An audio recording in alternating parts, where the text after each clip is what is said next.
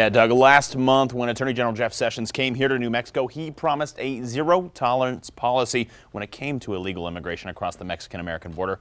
Today, the administration is taking steps to make good on that promise. We are not going to let the country be overwhelmed.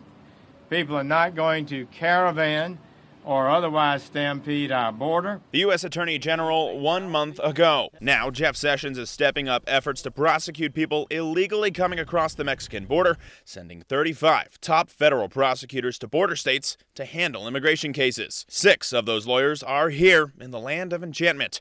But are they needed? We've heard this administration use vile and hateful rhetoric against immigrants and suggesting that there's some kind of crisis at the border, which is simply not true. Between fiscal year 2016 and 2017, the total number of apprehensions at the Mexico-U.S. border dropped by more than 100,000. In fiscal year 2018, which ended just last month, it dropped by another 95,000. Still, leaders say putting more muscle behind immigration laws is key to sending a message. We're seeing certainly that there are people that are wanting to come across that feel that there are no borders. Right now, the U.S. Attorney's Office here in New Mexico is facing between 800 and 1,000 immigration cases per month. But most of those are just first-time crossers, just a misdemeanor charge that can be handled quickly.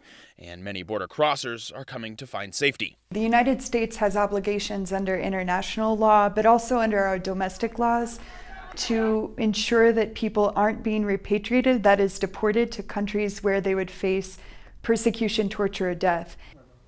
Now, the U.S. Attorney's Office used to cap the number of illegal reentries they prosecuted at around 150 per month. That cap, it's now gone, and the new policy is to prosecute 100% of those cases. David Carl, KOAT Action 7 News.